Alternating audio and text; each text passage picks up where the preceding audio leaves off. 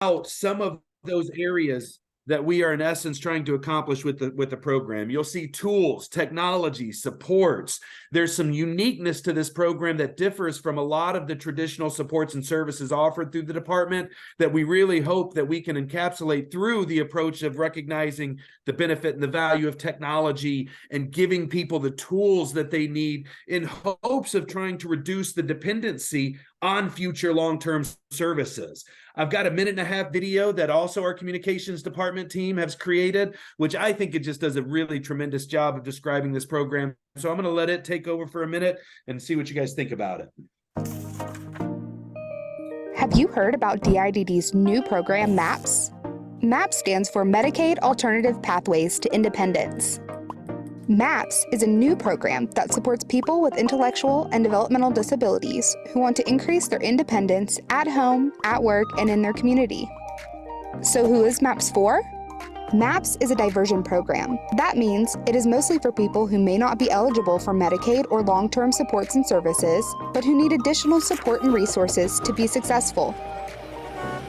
It is for people with intellectual and developmental disabilities who want to get around the community more independently, create networks with people, places, and activities in their community, get a job and grow professionally, use enabling technology to increase independence in all areas of their life, and develop independent living skills. You might be eligible to enroll if you're a high school student preparing for graduation, a young adult who has recently left the school system, or you're a person waiting for employment and Community First Choices waiver services. We want to support you to create a vision for your life and find the right pathways to living that life independently. To learn more about the program and eligibility, go to the MAPS page on the DIDD website. That short video was developed by our communications department, a lady by the name of Carly Carlton, and she's actually doing the voiceover in that entire video. I think it's just tremendous, and every time I watch it, I just want to continue to clap my hands for her. She did a fantastic job, and if you ever do come across Carly Carlton from the department, be sure to tell her you saw her video. I'm sure she'll love that. She's phenomenal. But so you hear that video start pulling together some of those pieces of what we're trying to accomplish within this program. You hear the term transition age. Tamara, I heard you mention your daughter, and my ears immediately started perking up because we're dealing in a lot of those same spaces. Transition Tennessee Disability Pathfinder. A lot of these same approaches that you have described are also embedded into some of the approach that we're trying to deliver within the MAPS program, because we're targeting the enrollment population for folks who are also in that transition space to begin with. When I was a former foster parent, I had a gentleman that lived with me, and we were delivering some tremendous services. I thought he was working in the community. He was gaining friends. He was preparing to go to college. There was just a lot of good things that I thought we were accomplishing. Well, lo and behold, inadvertently, I didn't realize that the gentleman that I was caring for was developing a dependency on me. He literally would look to me at every step that he accomplished for recognition and or praise and or encouragement. While I thought we were promoting and gaining, the fact that I was simply next to him along this journey, he was developing a dependency on me. And I didn't even realize it until after the fact. And so it's within that experience that I approach the MAP services, and that we are hoping that we can deliver an element of services where we try to prevent that learned dependency on actual staff themselves. So we take approaches to try to prevent that. And so we think that if we can start earlier enough in that transition space by giving folks these access to these services, they may never need traditional long-term services. Now, this doesn't mean that long-term services are going anywhere. There's always going to be the need for traditional services.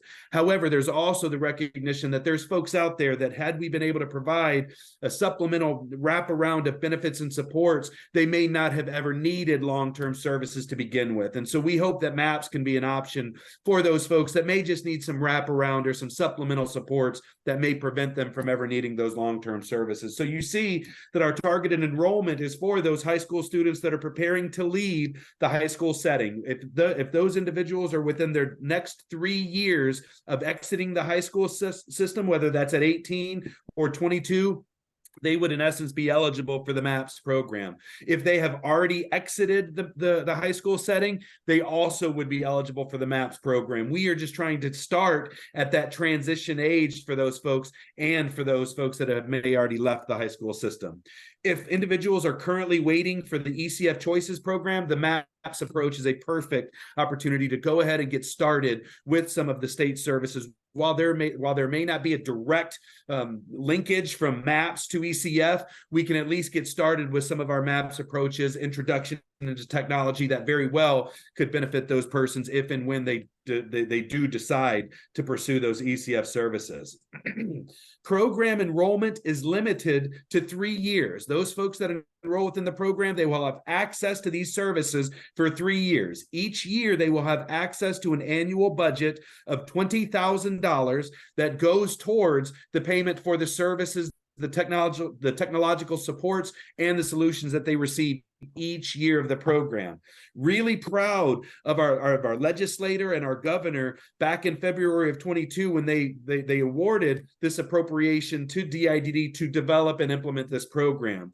They gave us these appropriations to support 1,250 individuals throughout the entirety of the state of Tennessee. Glad to report that we actually began enrollment into the MAPS program as of November 1 of 2022. A young lady by the name of Gabby. Just to give you a little bit of an example, Gabby submitted an application on November 1st, and within 6 hours of receiving that application, Gabby had been reviewed and approved and began receiving her MAP services. If you are anywhere familiar with traditional state service applications, that just doesn't happen. This goes to show you that we were able to take the flexibilities that have been provided to us from Governor Lee and the Tennessee General Assembly and create some systems that really cut out a lot of those complications, and our application process was one of them. I'd love to introduce you guys to Warwick. Warwick lives in my hometown of Mount Juliet. He's one of my heroes. He has just really assimilated to some of the MAPS approaches, and I'll let you guys hear from Warwick and his mom what his experience has been like thus far. What's something you're excited to do this summer now that you're out of school? Try to figure out a way to get a job better, learn how to drive, and see if I can live by myself when they're at work in the summer. Warwick just turned 18. He's getting ready to graduate high school. We're hoping to get him into some kind of job program, which is what we're doing with MAPS now, to hopefully teach him some more skills to where he can actually go out and learn his independency and to be able to earn his own money. Well, Warwick has sat down and has created his own goals. The gas station, that was his first and most important goal that he wanted to accomplish. Another one is employment. We're working on safety skills, and he's learning about himself, so we're motivating him to put in information about him and how to keep him safe. Go straight. Careful on the road. I ended up coming over and sitting down and showing him the VCREM and how he can use it to navigate his surroundings. And the first thing I said, which goal do you want to work on? As we were building in the layers, the milestone, he said, I want to go to the store. It'll give me good exercise. I don't have to drive there because it's close. So the first step we took, we walked together and we mapped it. We looked at all the barriers, such as crossing the street, navigating how does he interact with his community, such as the community members, neighbors, young children. First, we entered the store together. I just observed him, how he interacted. We just discussed the positive aspects of everything I observed, and then some of the barriers I observed, and we started working as a team of how can we resolve them? What are things that we could do to give him tools to help him? Can you tell me some of the things you've been working on? Not say disrespectful words. Not get angry about when they told me it's not enough money to get the candy or drink. Self-control and stuff like that. First time he came, so he's the first time he just come in and just say hello. And day by day he's coming and he just asked me, well, hi, hello, everything. And just ask me what's your name and how's your day going on. So he's day by day he's processing. The progress was great. It was scary at first, especially because I know he just does his own thing. He doesn't know fear, and I worried about other people with him. After seeing him do this several times, I don't even have to worry about it anymore. Have a good day, okay? One of the big changes we've seen is him being safe. It's built into his maps to notify his parents, to let them know he's taking off. And he has done that, and that's been a big improvement. I've really been impressed with how he uses the phone. The programs that they use has been very beneficial to him. With the laundry, that was a big start there. We step by step with the program on his Maps phone, took videos. Okay, what do we do with that? We drink it. No, we put it in there. If we're not around, he can look at his phone and say, oh, that's what I need to do. That's what button I need to press. Warwick wants to be very independent. MAPS is a program to instill independence, build independence, building that confidence, building that natural support, building those relationships to motivate and instill independence.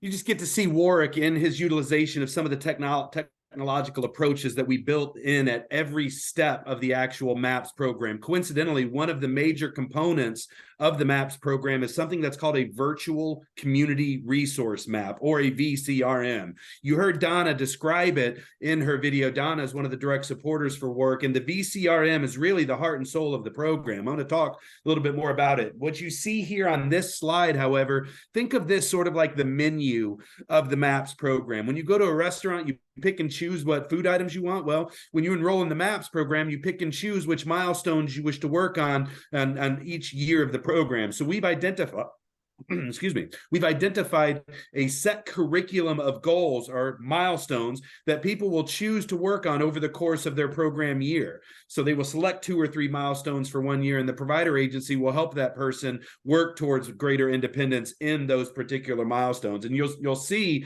on this slide, these are the 11 milestones that we've identified throughout the entirety of the program. So each year they will select a milestone from the outcome section of home, work, and community, and they'll work with their provider agency, supplementing technology, how it can help them achieve those goals.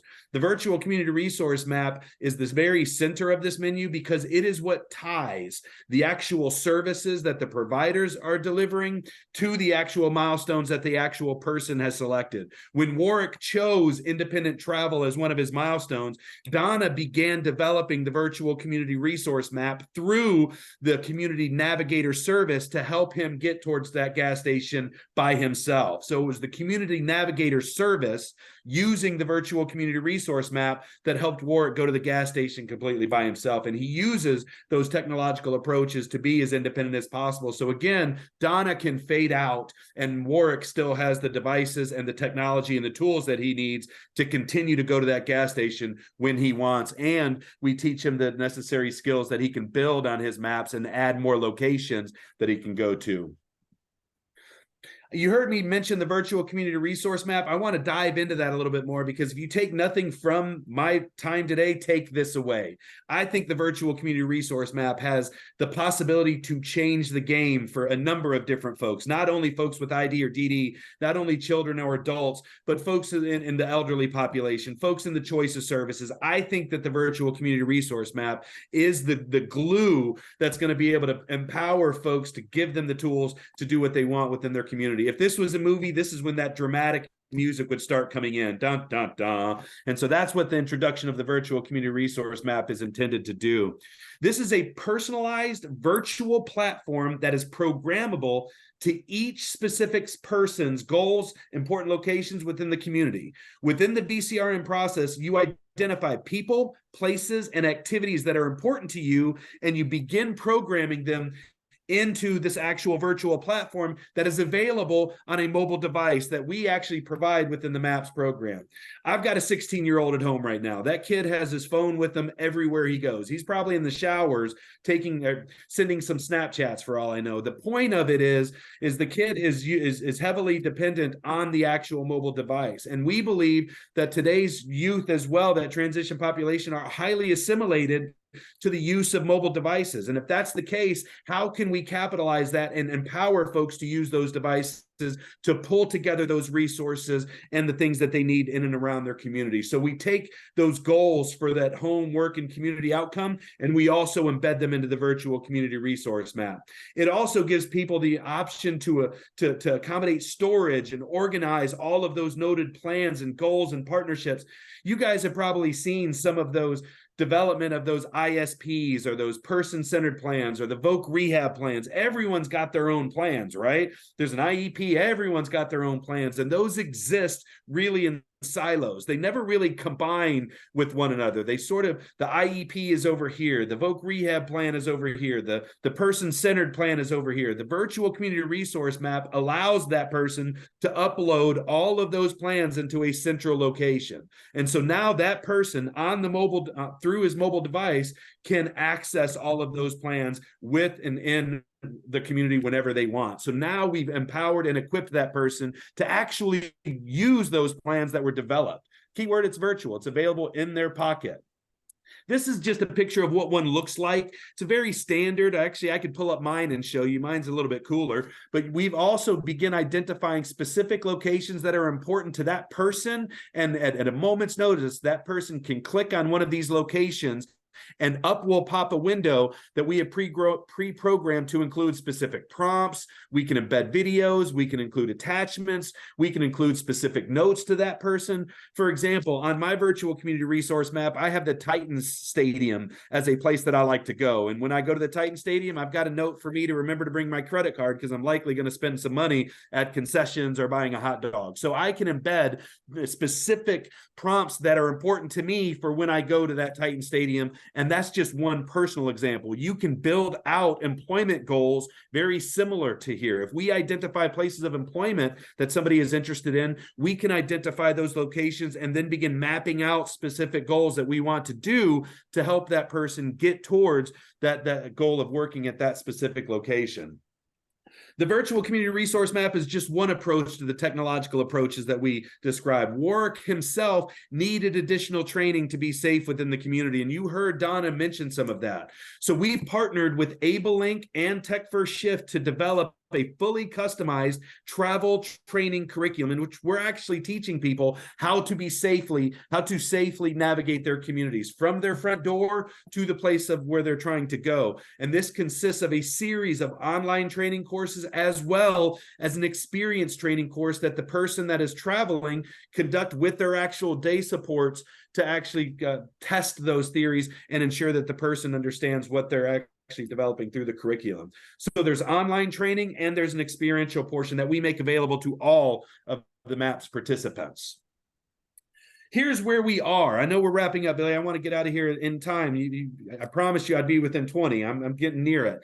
Where we are is we've currently enrolled 163 persons. We launched incrementally. We started in Middle Tennessee because we wanted to start small. We were trying some new things, and we wanted to start on a small status before we opened up the door to 1,250 folks. We knew if we did open up the door to 1,250 folks, we would have failed miserably. So we started small. We started in Middle Tennessee in November, and to date, we've been able to enroll 94 persons.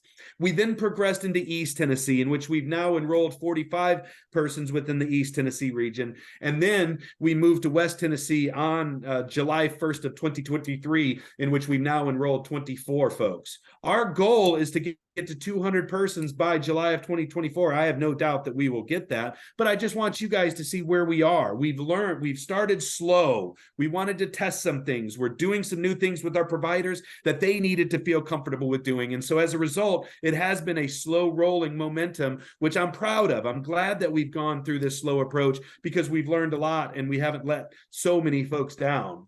What have we learned? Well, we developed a new plan, and the new plan format was complicated. And it shows that when we developed the plan and we use this plan to identify specific milestones within the MAPS program, we missed the mark on the first rollout. And as a result, we had to go back and retrain all of our partners on what we wanted to see within those plans. And so I'm glad to report that through the process of flexibility and slow rolling, we've been able to identify that the plans when they first were produced did not meet our expectations. And now we've been able to go back, revise those plans. And now there's greater awareness of what everyone is working on. Secondly, provider capacity continues to remain a barrier to growth. I think we've experienced this in some of our other programs.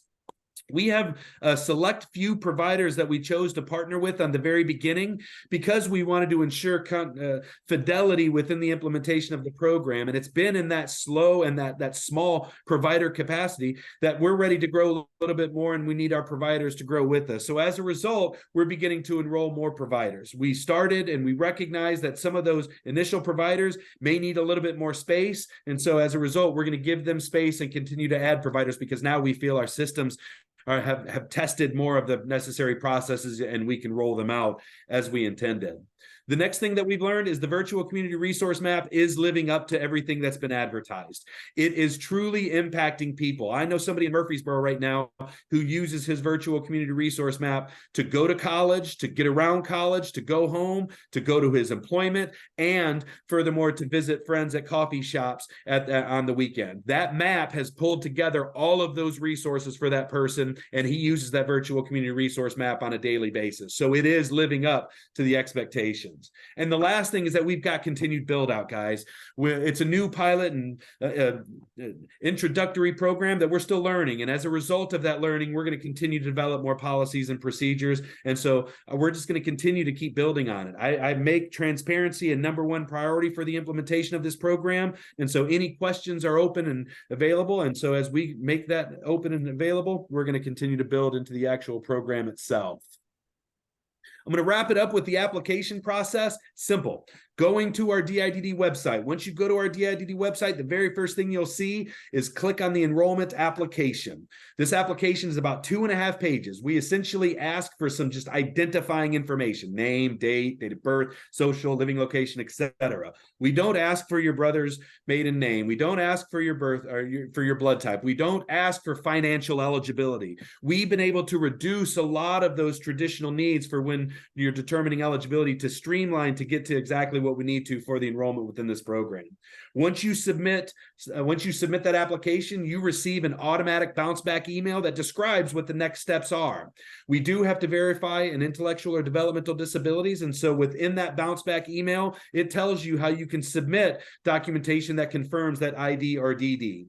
Once we do all of that, we confirm that you're not receiving another long-term service, and at that point, you are deemed eligible and potentially enrolled into the actual program. It really is simple. We do have some juggling of capacity issues, but all of that culminates into a really streamlined process that we've been successful at enrolling people, as I mentioned Gabby's situation, within a period of 6 hours. Okay, so that is the presentation. I tried to keep that, Billy. I hope that was okay. I'd be glad and happy to open it up to any questions that you may have. Yes, I hope you will ask some questions. And Jay, I'll just tell you, we passionate people can't shut up about what we're passionate about, right? It's hard to tell a passionate person. They got to keep it, with you. So I can't blame you at all. Thank you so much, Jay. Okay, questions for Jay?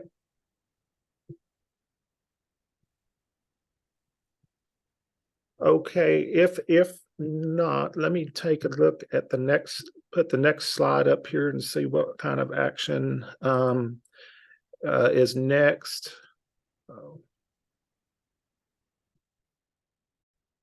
Okay, so we heard from Tamara, and Tamara, honestly, I'm going to ask you if you could take a few minutes here in just a little bit to do your portion again, because I have failed miserably not turning on the recording portion of this, and I don't want our families to miss it, but I'll take a hit for the team and say it was my bad, my boo-boo. So I've learned, but let me see what we have here before we dismiss everybody.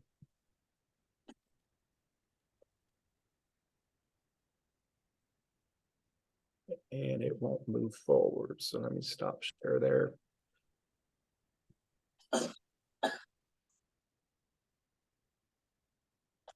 Okay. Okay, there we go. And there's Jay. Okay, and then the last slide here. Okay, so we talked about introducing yourselves on the chat as well, and we did introduce ourselves verbally as well. We also want to hear more about you as well. What worked well in this chat, and what should we tweak? Or what should we tweak going along in this lunch and learn process? Again, I know #1 is turn on the record button for me. So I have made that a note here. Again, our next lunch and learn will be December 14th, simply because the one in November would have landed on Veterans Day, and we want to honor our veterans in the most appropriate way. So we will not have a lunch and learn in November. which would make our next Lunch and Learn December 14th, which is the second Thursday, 11 Central, noon Eastern. And then, because it is currently falling on a East Policy and Planning Council day, we took a short survey, and most people said they could do first Thursday of each month. So in January of 2024, we will launch on the first Thursday. All right. Okay, so we do have 10 minutes left. And Tamara, are you okay with doing this like you did at the beginning? Okay, just go over what I spoke about. Yeah, exactly. I don't want our families to miss that, and I don't want them to miss your passion either. So again, that is definitely my bad. I'm gonna stop sharing here so that we can see you. Okay. Let me ask you something. Would it be better if I sent you a video of it, of me talking and saying what we do for parents? I have a video that you can add in there, and it just talks about mission to advocate, what we stand for, what we would do for the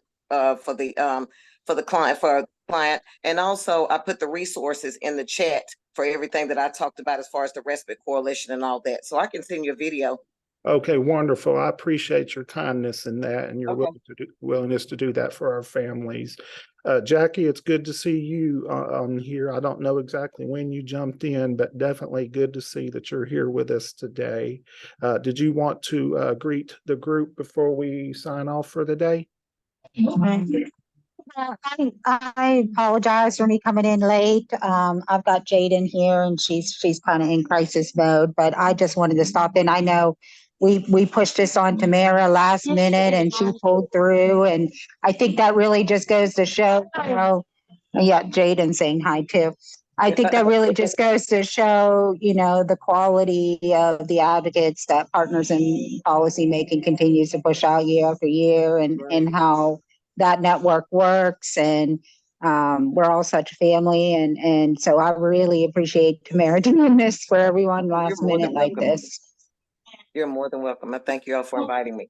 Yes, absolutely, Tamara, and we hope you'll hang around us a little longer as well as time goes on, that we can direct resources your way and vice versa there. And so is there any, we have 7 minutes, is there any closing comments or thoughts from anybody? Kind of an open floor part here before we go.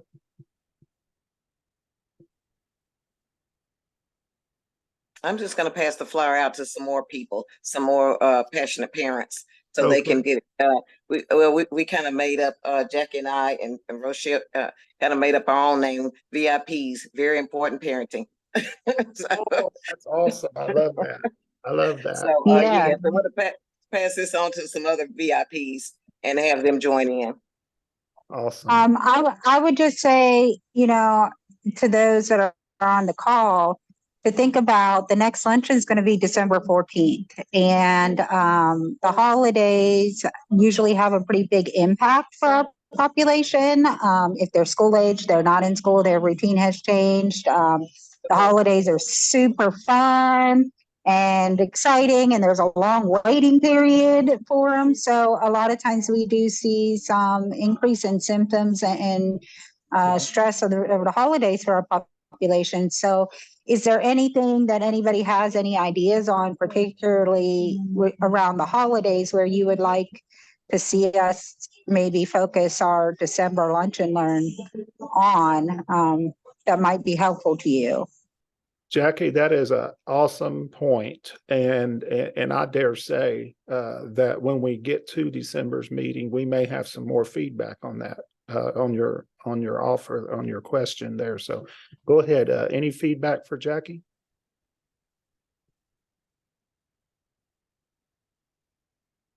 I think that's a great idea. Yeah, I do too, really. When the families are in the heat of the moment, when we get to December 14th, well, I dare say we'll get some good feedback, what families can use during that time, during a stressful time of holidays and such. Okay, well, I guess we can call it and go back to work or whatever we're doing for the day here. And I'm going to step back in the next room to the East Policy and Planning Council meeting. And on behalf of the East Policy and Planning Council meeting, I want to say thank you all for joining us here today. And we're going to keep doing this as long as there's interest and as long as you want us to. So we're going to be around with this for a good long while. And hopefully this will grow into something that all families can benefit from. Y'all have a wonderful day and a wonderful weekend because it's coming. Good news for you. Thank you so much. Bye-bye.